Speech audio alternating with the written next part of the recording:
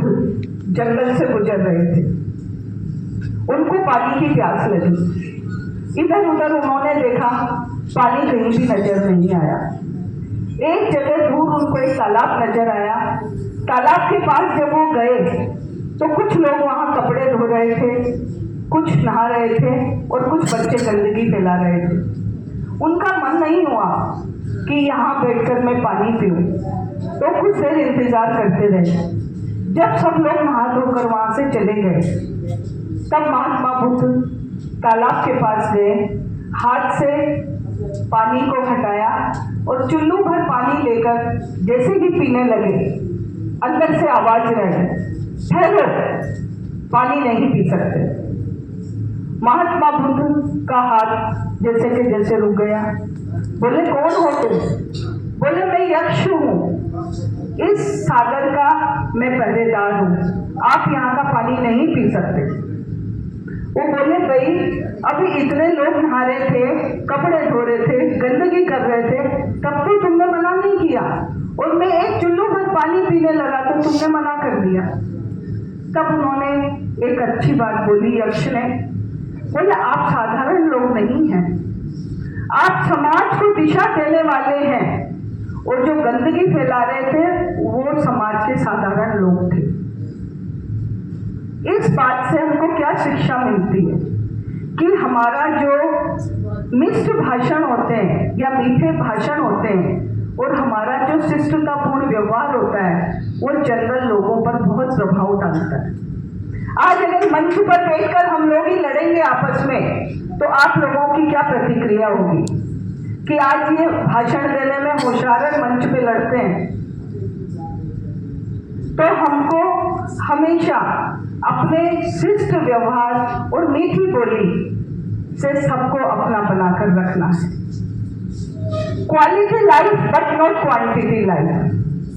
हमको जीवन जीना है, चाहे थोड़ा सा ही जिए, पर एक क्वालिटी का जीवन जिए। लोग याद करें आपको कि इसने ये काम किया। ठीक है, जीवन तो सभी जी लेते हैं, पर अगर क्वालिटी का, समाज सेवा का आप जीवन जिएंगे, जैसा कि मधु जी ने एक बात बोली या उर्मिला जी ने बोली कि जो प्रेम और व्यवहार हमको समाज में काम करने से मिलता है, वास्तव में मैं लाइन्स वगैरह सब में हूँ, पर मुझे वहाँ अपनत्व बिल्कुल नहीं लगता जितना मुझे समाज के अंदर अपना प्यार मिलता है। कैसे जब से हम आए हैं, आप देखिए भैया पीछे बैठे हुए हैं, नीरज भैया, भाभी, इधर से हमारे रामेश्वरी जी, कमला जी, उर्मिला जी आ गए थे। इतना प्यार, रास्ते में इनके जो फोन बार बार चलते रहे, कहाँ पहुंचे, कैसे पहुंचे, कितनी बजे पहुंचोगे, खाना लेके आए क्या, सुबह भी आप देखिए लाइन, कोई नाश्ते की, कोई ये, इतना अपनत्व का एहसास होता है। और इच्छा होती है कि जोधपुर चले हैं, पर जबकि जोधपुर आप देखिए बहुत दूर पड़ता है, कोटा 8 घंटे लगते हैं पूरे।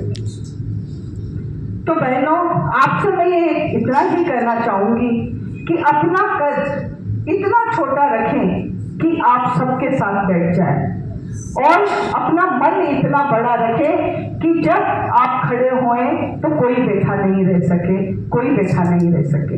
ये एक सम्मान की बात होती है। हमको हमारी जिंदगी को वॉच करना है, WATCH, वॉच। कैसे करेंगे आप अपनी जिंदगी को, कैसे संवारेंगे, कैसे निखारेंगे? W, सदैव मीठे शब्दों का प्रयोग कीजिए। ऐसी वाणी बोलिए मन का आपा खोए, ओरन को शीतल करे आपू शीतल। कभी भी कड़वे वचन किसी से भी मत बोलो, हमेशा मीठे शब्दों का प्रयोग करो, क्योंकि शब्दों के हाथ न पाँव, एक करे घाव तो एक लगाए मरहम तो दूजा करे घाव। वाणी का संयम बहुत जरूरी है, और स्पेशल चाहे परिवार हो, चाहे समाज हो, चाहे राष्ट्र हो, आप ऐसी वाणी बोलिए कि सामने वालों को आप आकर्षित कर सके। हमारी ये 3 इंच की जबान जो है ना, वो 6 फीट के आदमी को भी घायल कर देती है। तो सबसे बड़ी बात है कि जुबान का मीठा होना, तभी आपके कार्यकर्ता आपके साथ जुड़ेंगे। दूसरा है एक्शन। हमारे एक्शन कैसे होने चाहिए।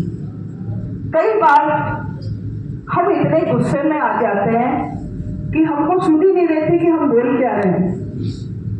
शालीनता से पेश आए। जब हमारा गुस्सा ठंडा हो जाए और जब हमें जोश से होश आता है, तब हम सोचते हैं अरे मैंने ये क्या बोल दिया उसको। लेकिन वो इस तरह के निर्णय गलत हो जाते हैं। तो हमेशा ठंडे दिमाग से निर्णय लीजिए। थॉट, WAT, हमारे विचार सकारात्मक सोच होनी चाहिए, पॉजिटिविटी। हमेशा आप देखिए, खिड़की में से जब हम बाहर झांकते हैं, एक आदमी को नाली का कीचड़ नजर आता है, परंतु दूसरे को आसमान के तारे ही नजर आते हैं। हमारी सोच को हमें हमेशा पॉजिटिव रखना है। हमारी जो ये बुद्धि है, ये 1 एकड़ जमीन है। इसको हमें अच्छी सोच की पैदावार के लिए अच्छी खाद और बीजों का प्रयोग करना है।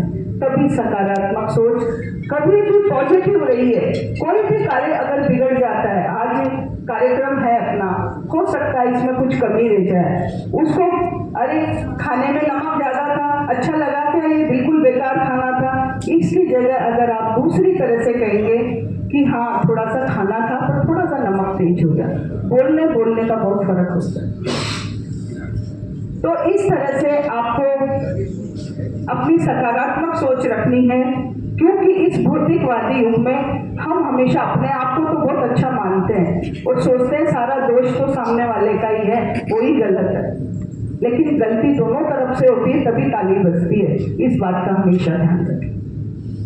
तो कभी भी दूसरे को बुरा साबित करने में नहीं लगे रहें।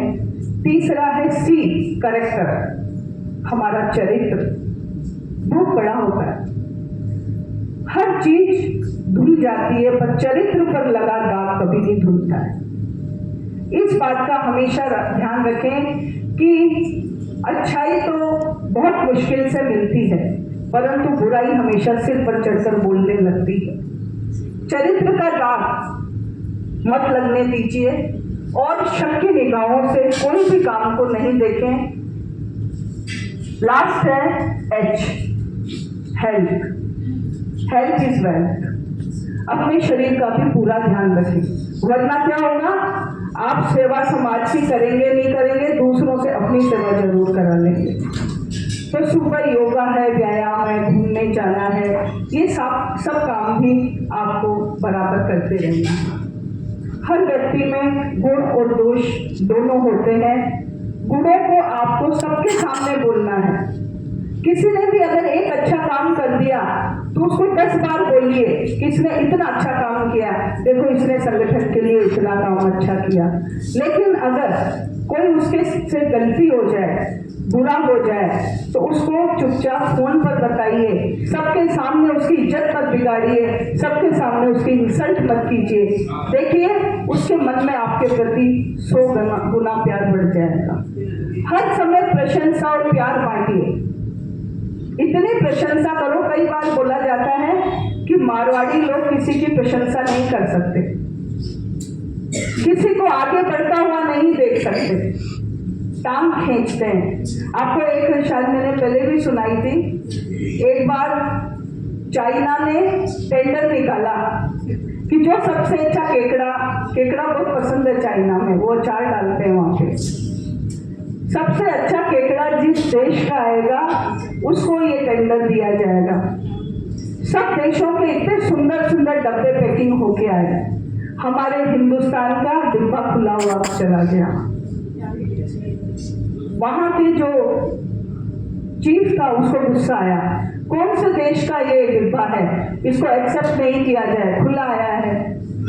तो बोले खुला आया है पर इसमें केकड़े जितने आपने मांगे थे उतने हैं। बोले ये तो हो ही नहीं सकता। बोले ऐसा है, हमारे इंडियंस की जो मेंटेलिटी होती है ना, वो बेचारा एक केकड़ा को धक्के बाहर निकलने की कोशिश करता है, दूसरा उसके कान वापस खींच लेता है।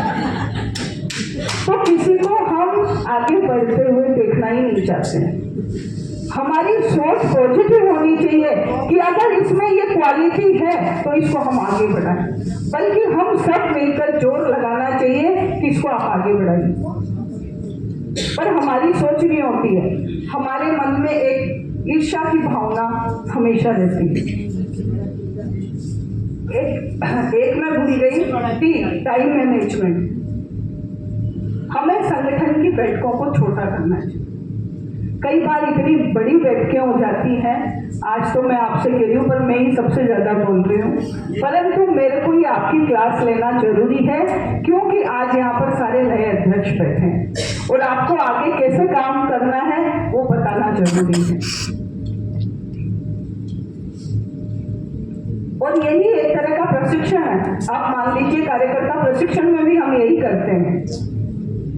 तो टाइम मैनेजमेंट का विशेष रूप से ध्यान रखना चाहिए, क्योंकि घड़ी की सुई कभी नहीं रुकेगी, वो हमेशा चलती रहेगी। समय तो बहती धारा है, समय ने किसे पहचाना है, समय पे चूका जो इंसान वो हमेशा हारा है। समय को मुट्ठी में कैद कीजिए और समय पे काम शुरू करके समय पर उसका एंडिंग कीजिए। अगर एक कुर्ते का बटन गलत लग गया तो सारे बटन गलत लगते चले जाएंगे।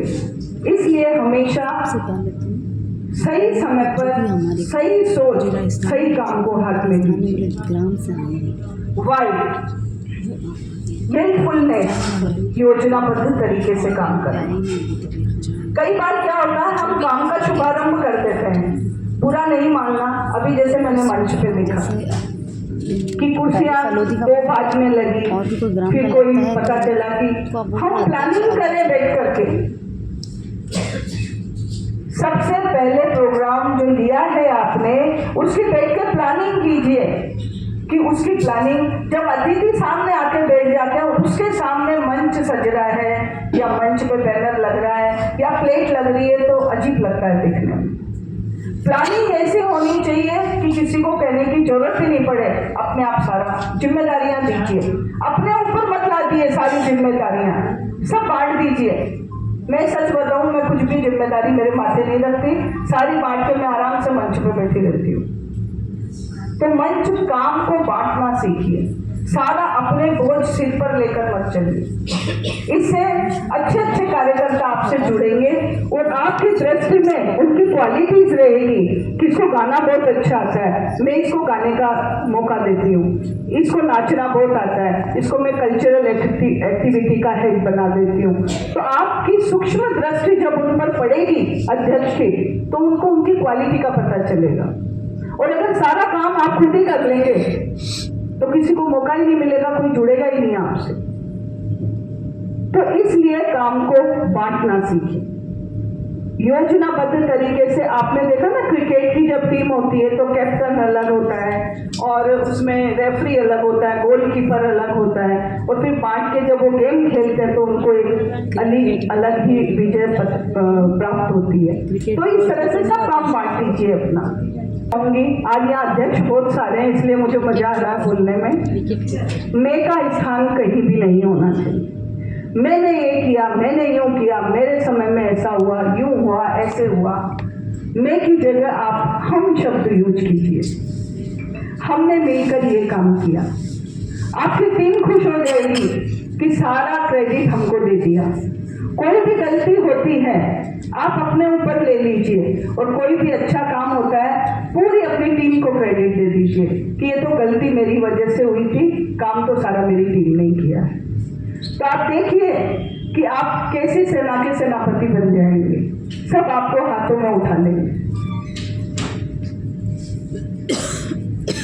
जैसा कि मैंने आपसे कहा, तुलना मत कीजिए। भूतपूर्व, जिसके पीछे भूत लग जाता है ना, वास्तव में भूत बन जाते हैं कई लोग। भूतपूर्व अध्यक्ष, अरे भाई आप भूतपूर्व बने तो सहयोग कीजिए ना आपके जो आने वाले अध्यक्ष हैं। आज देखिए उनके मन में आपके प्रति कितना सम्मान हो जाएगा कि लोग हमसे बढ़कर काम करवा रहे हैं। अगर होता नहीं माली, चमन होता नहीं खाली, बहारे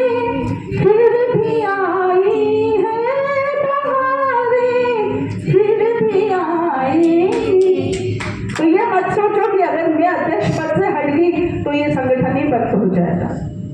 सबको अपने अपने तरीके से काम करने का मौका दीजिए, काम करने दीजिए, उनके साथ सहयोगी के रूप में जुड़कर उनका सहयोग कीजिए।